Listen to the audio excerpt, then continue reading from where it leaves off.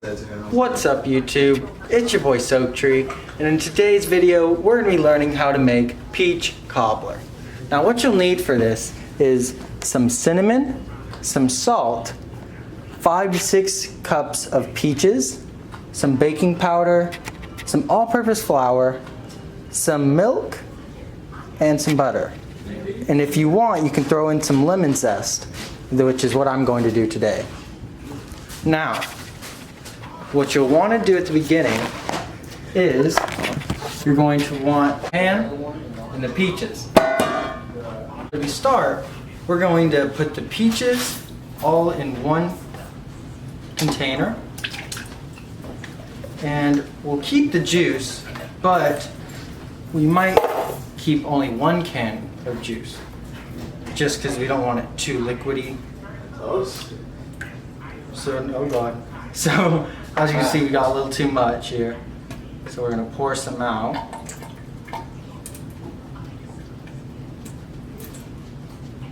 And we don't have a big enough container, so we'll just put this to the side. But what we want to add in that is a little bit of cinnamon and a little bit of lemon zest, as well as some salt. So I'm just using Morton's salt. You can choose any salt you choose, but I just go with Morton's. Now we're going to put the stick of butter into your pan. You can have really any size pan as long as it holds everything. So as simple as 1, 2, 3. And we'll just throw it in there. And then we're gonna let it melt, and then we'll keep it in the pan until we're ready for it next.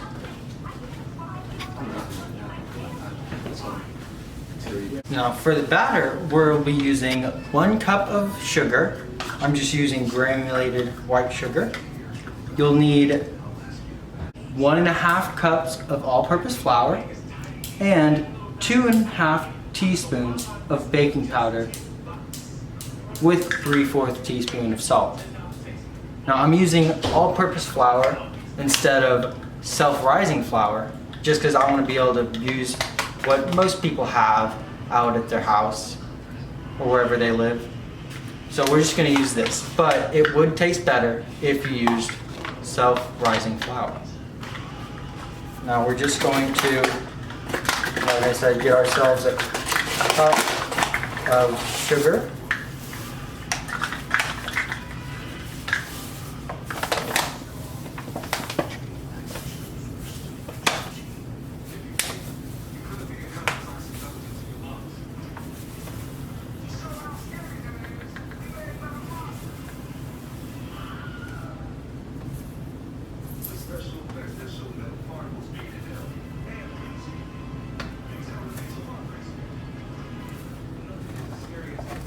Like so. Pour it into the container. Then we'll do the 1.5 cups of all-purpose flour. So that's right here.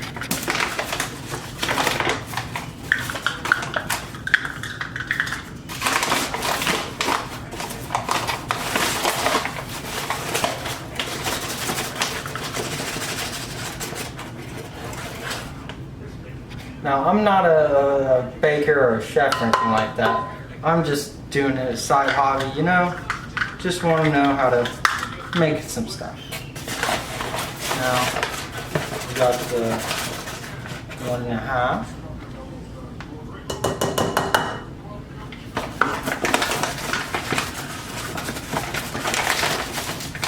Put this to the side.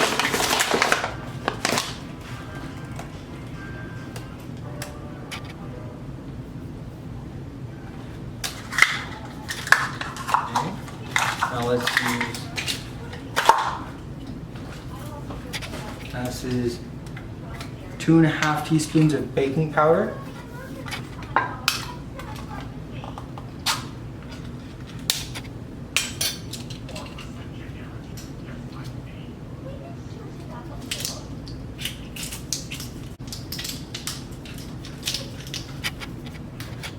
here's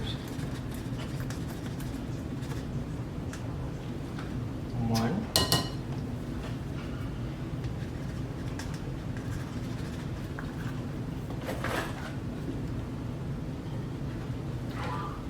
2,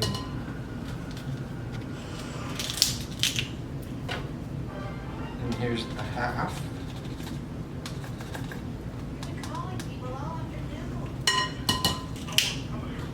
Okay. Now we need 3/4 tablespoons of salt.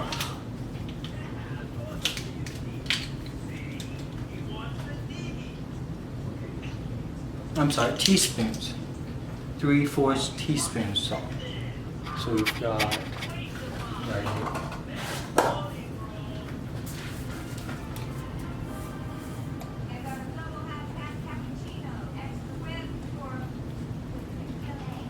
One.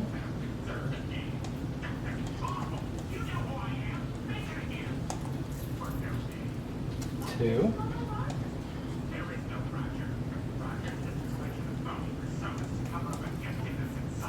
3.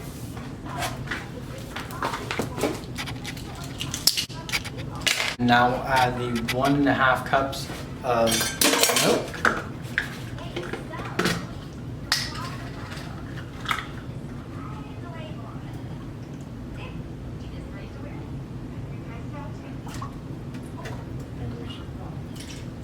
One.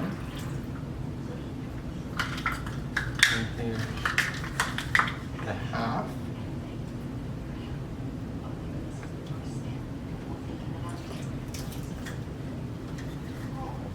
There's that. Side. Now we're just gonna mix it real quick.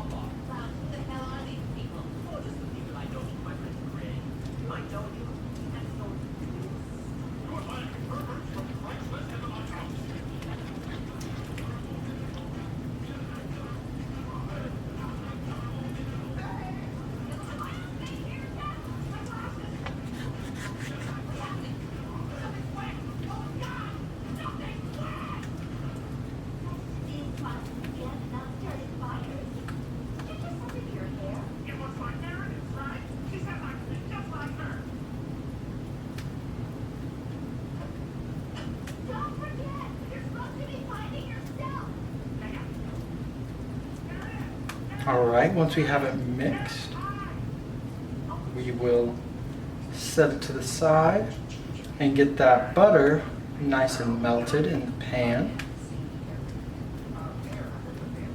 Alright.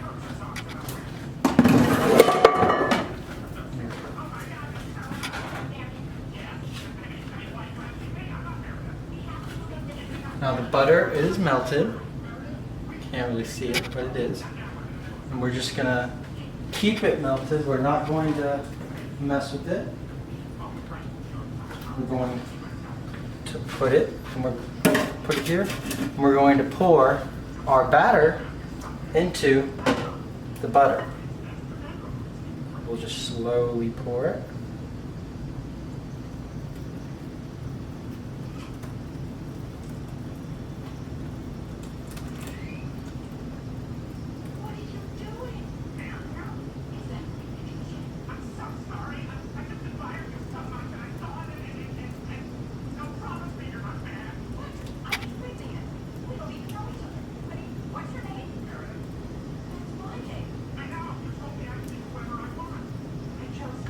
Alright, so now we have a full container. And what we're going to do is we're going to add our peaches. Now we're not going to mix it together, we're just going to lay it on top with a little bit of syrup, of the syrup that it came in. Not all of it, just a little bit. Now here are our peaches. We're just going to slice them in half and put them in.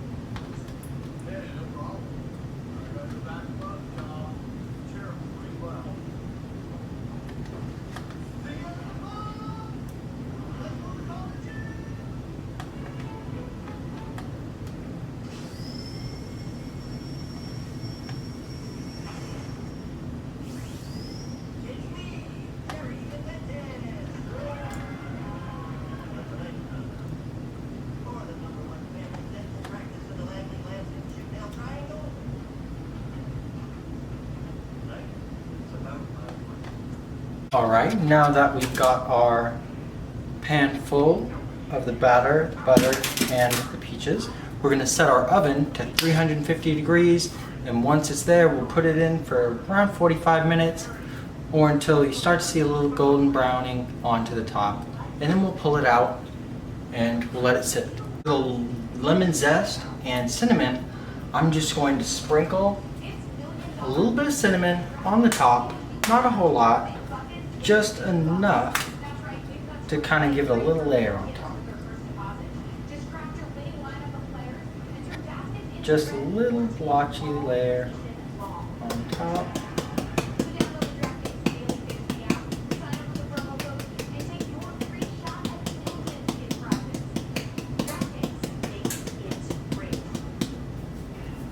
Alright. For the lemon zest, I don't have a grater, but if you do, use that. I'm just going to use a knife. I'm just going to slice little flakes of lemon off.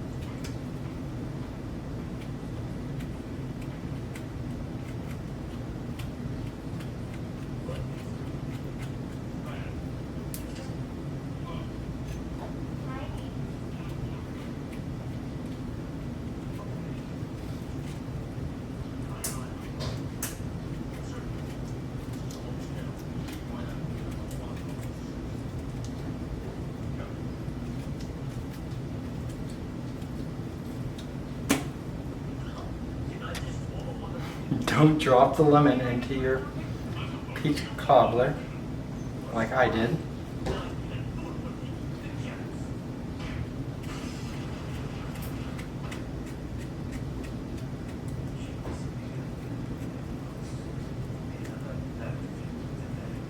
And just keep adding until you feel like it's enough.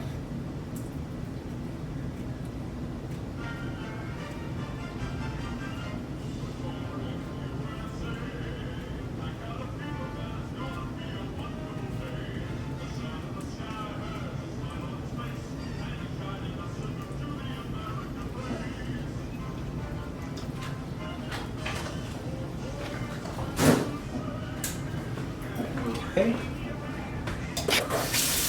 And if you want, it'd be better, I forgot, but if you mix in the cinnamon and the lemon zest into the batter itself before you do it, turn out better. But, let me dry my hands off.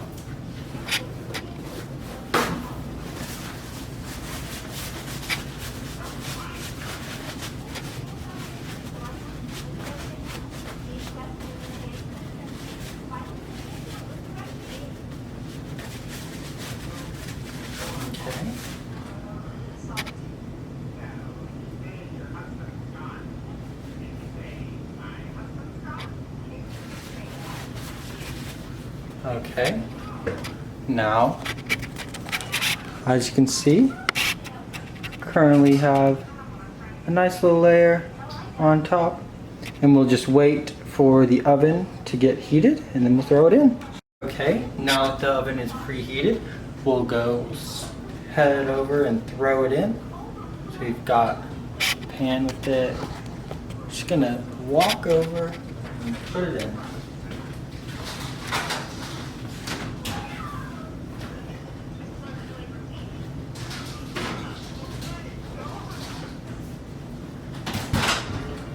Now we're gonna set the timer to, like I said, around 45, 50 minutes.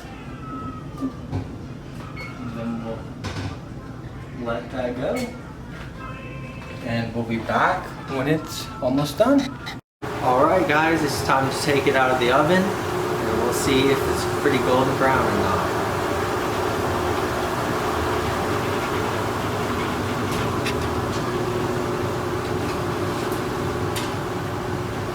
Now I did put a pan under it because I thought it would probably rise a little too high, which as you can see, kind of did a little bit.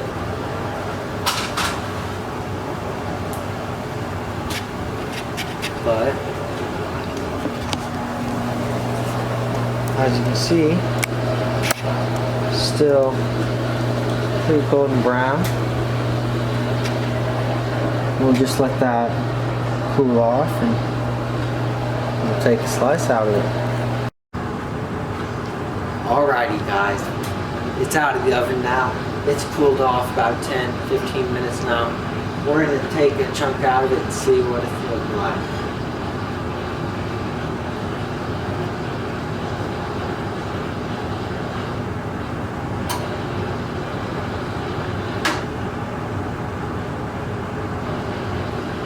Alrighty guys, let's get a close up of this. Got it.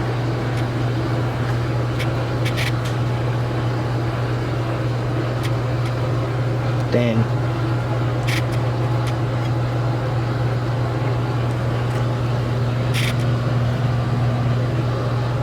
Alright.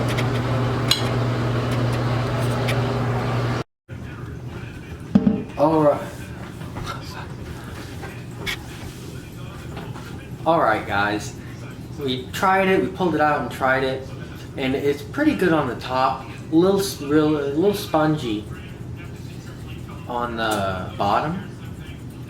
So we'll just throw it in the oven a little bit longer. We cut it open a little bit so it'll get towards the bottom a little better.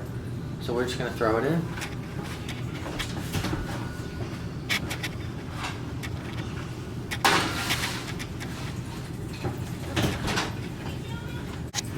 Alright, now we're going to take it out, spin it a little bit.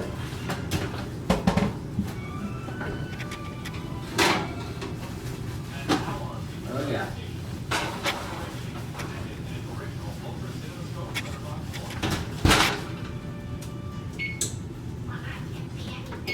It's got a little more golden brown on top, a little darker in the middle.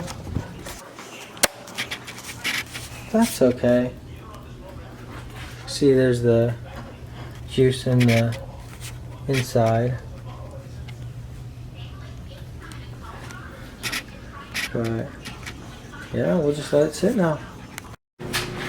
Alright guys, it's cooled down a little bit.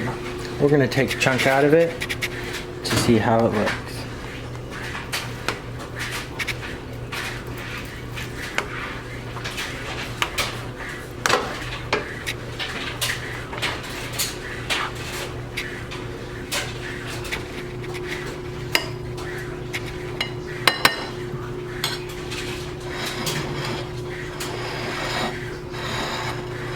It looks okay.